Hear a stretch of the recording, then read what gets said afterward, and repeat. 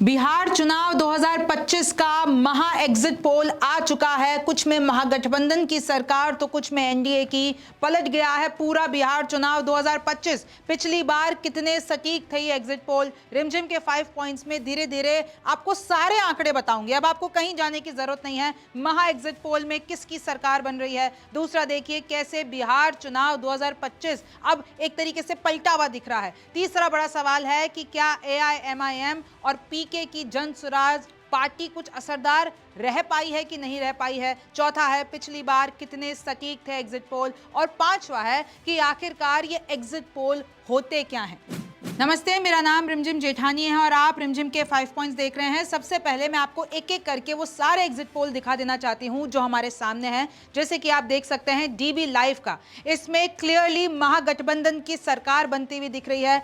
130 140 का seat production आया है। एनडीए का 95 से 109 का ये प्रोडक्शन है और अदर्स के खाते में 0 से 8। तो ये डीबी लाइव यानी कि एक एग्जिट पोल ऐसा है जिसमें महागठबंधन की सरकार बन रही है और 130 से 140 सीटें, जैसे कि देखिए 243 सीट्स हैं बिहार में और उसमें महागठबंधन आगे निकल गया है। दूसरे नंबर पर एनडीए, अदर्स के खाते में 0 से 8। एक और दूसरा एग्जिट पोल है जिसमें भी महागठबंधन की सरकार बनती दिख रही है, यानी तेजस्वी यादव की सरकार, राहुल गांधी की सरकार, विपक्ष की सरकार। जर्नो मिरर ये एजेंसी है, इन्होंने महागठबंधन को 130 से 140 सीटें दी हैं। एनडीए 100 से 110, एआईएमआईएम को 3 से 4 सीटें और अदर्स के खाते में 0 से 3। जैसे कि आप देख सकते हैं पहले नंबर पर महागठबंधन आ गई 130 से 140, एनडीए दूसरे पे, एआईएमआईएम में 3 से 4 और अदर्स के खाते में 0 से 3। अब मैं आपको एक एक करके वो सारे एग्जिट पोल दिखा देती हूँ जिनके आंकड़े हमारे सामने हैं।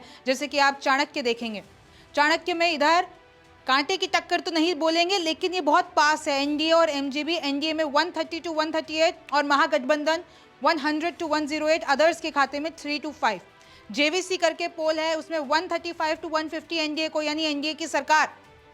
एमजीबी को 88 से 103 और अदर्स के खाते में 3 टू 6। मैटरीज इसमें 145 से 160 एनडीए को, 73 से 91 एमजीबी को और 5 टू 10 अदर्स को। पीपल्स पल्स देख लीजिए 133 टू 159 एनडीए को, एमजीबी को 75 101, अदर्स में 2 और 13। पीपल्स इनसाइट में 133 टू 148 एनडीए को, एमजीबी को 87 से 102 और अदर्स के खाते में। यानी अगर आप ये सारे के सारे 5 देख लेते हैं, इन सब में एनडीए की सरकार बनती हुई दिख रही है। और इनफैक्ट ये जो आगे के हैं, पोल स्ट्रेट, पोल डायरी, टाइम्स नाउ, प्रजा पोल एनालिटिक्स, पी मार्क, इन सब में भी आप देखेंगे एनडीए की सरकार। और पोल डायरी ने तो 209 तक सीटें दे दी हैं। फिर आप देखिए किस तरीके से प्रजा पोल एनालिटिक्स 186 टू एनडीए। और अगर आप ये एमजीबी देखेंगे तो आपको ये अगर आप प्रजा पोल देखते हैं तो 50 महज महागठबंधन को मिल रही है। और बाकी के आंकड़े आप देख सकते हैं कि किस तरीके से इन सभी एग्जिट पोल्स में एनडीए की सरकार बनती हुई दिख रही है। टीआईएफ रिसर्च 145 टू 163, एमजीबी को आप देखिए लगभग सेम है। और अगर आप कामाख्या एनालिटिक्स देखते हैं तो इन्होंने भी तकरीबन 187 एनडीए को दे दिया है और महागठबंधन को महज 54 टू 74। अदर्स के खाते में, दैनिक भास्कर की अगर मैं बात करती हूँ, ये लोग अदर्स के खाते में 5 से 10 सीटें, यानी अगर आप अदर्स की बात करते हैं, एआईएमआईएम, जन स्वराज पार्टी, लेफ्ट की सरकार, मतलब माफ कीजिएगा लेफ्ट की पार्टीज। फिर आप देखिए क्या पलट गया है पूरा बिहार चुनाव 2025। अब एक और सर्वे आया है पीपल्स पल्स का, सीएम रेस में कौन आगे है। तो इस रेस में तेजस्वी आगे निकल गए हैं, 32% तेजस्वी को, दूसरे नंबर पर नीतीश कुमार 30% और पीके को 8%। फिर आप आगे देखेंगे चिराग पासवान को 8%, सम्राट को 6%। सारे एग्जिट पोल में जैसा कि आपने देखा एनडीए की सरकार बनती हुई दिख रही है। 2 एग्जिट पोल मैंने आपको ऐसे बताया, जर्नो मिरर और डीबी लाइव, जिसमें महागठबंधन की सरकार बनती दिख रही है। और अगर आप एक बार ये जो ब्रेकेज है वो देखेंगे तो देखिए जन स्वराज और एआईएमआईएम का कोई ज्यादा असर नहीं दिख रहा है। जन स्वराज को मैं 0 टू 2, यानी ये बहुत ही कम आंकड़ा है। जिस तरीके से पीके की एंट्री हुई थी बिहार में तो ये बिल्कुल असरदार नहीं है। पिछली बार आप याद कीजिए एआईएमआईएम ने 5 सीटें जीती थी, इस बार तो 2 से 3 प्रोडक्शन लगा रहा है। आरजेडी में 53 टू 58, कांग्रेस को 10 टू 12, यानी पिछले बार से भी कम प्रदर्शन।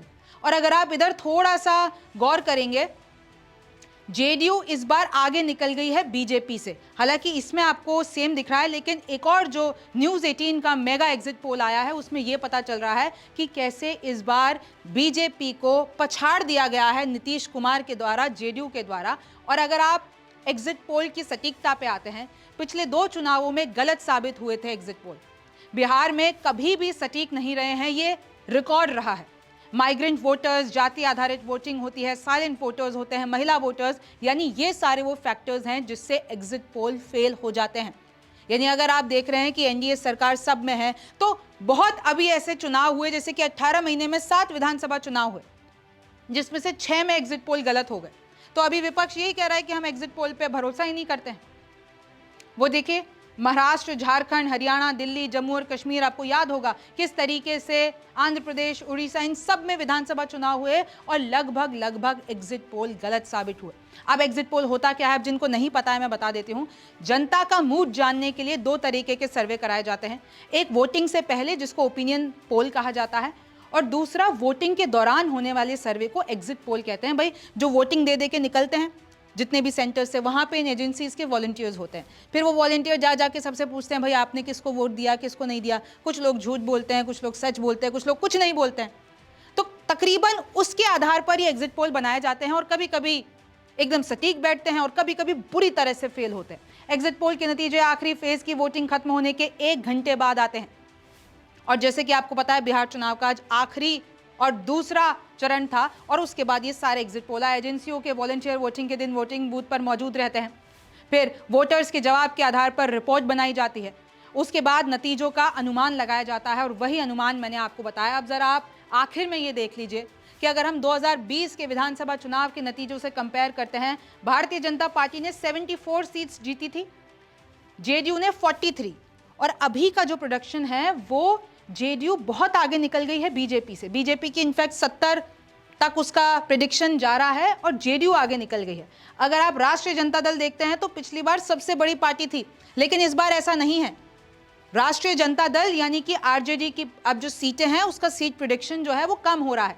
फिर अगर आप आईएनसी देखते हैं, पिछली बार 19 सीटें कांग्रेस जीती थी और इस बार भी अगर आप ये वाला देखते हैं, पीपल्स पल्स का देखते हैं, तो आईएनसी लगभग 9 से 18 सीटें जीत रही है कांग्रेस। जेडीयू देखिए 55 टू 62, आरजेडी 62 टू 69 और बीजेपी 63 टू 70। इसके हिसाब से आपको लग रहा होगा भाई बीजेपी को सबसे ज्यादा सीटें मिल रही हैं, लेकिन पिछले बार के मुकाबले, पिछले नतीजों के मुकाबले बीजेपी की सीटें कम हो गई है। जैसे कि आप ये भी देखेंगे न्यूज़ 18 मेगा एग्जिट पोल, इसमें अगर आप ये देखिए, पिछली बार एलजेपी ने लिटरली 1 सीट कमाई थी क्योंकि चिराग पासवान अकेले लड़ रहे थे, लेकिन इस बार एनडीए के साथ लड़े तो 10 से 15 सीटें, जेडीयू के खाते में 60 से 70 सीटें, यानी वो बीजेपी से आगे निकल गई है। पिछली बार ऐसा नहीं था, बीजेपी जेडीयू से आगे थी। और अगर आप ये महागठबंधन देख लेते हैं, आरजेडी की सीटें कम हो गई हैं। कांग्रेस की जो पिछली बार 19 जीती थी वो इधर बताया जा रहा है 15 से 20 सीटें, यानी बेहतर प्रदर्शन किया है। और अगर आप बाकी का ये आंकड़ा देख लेते हैं, आपके सामने है, लेफ्ट भी इस बार अच्छी खासी सीटें लेकर आ रहा है। तो देखिए, ये है पूरा का पूरा एग्जिट पोल प्रदर्शन। और जैसे कि मैंने आपको कहा कि इस बार जन स्वराज पार्टी असरदार नहीं रही, 0 से 5 सीट्स ये सामने है आंकड़ा, और अदर्स के खाते में 5 से 10। अब सबको इंतजार है 14 तारीख का। ये एग्जिट पोल सही होते हैं, नहीं होते हैं, बुरी तरह फेल होते हैं या सटीक बैठते हैं, ये तो वक्त बताएगा। आप न्यूज़ 24 देखते रहिए। मेरा नाम रिमझिम जेठानी है, आपसे फिर मुलाकात होगी।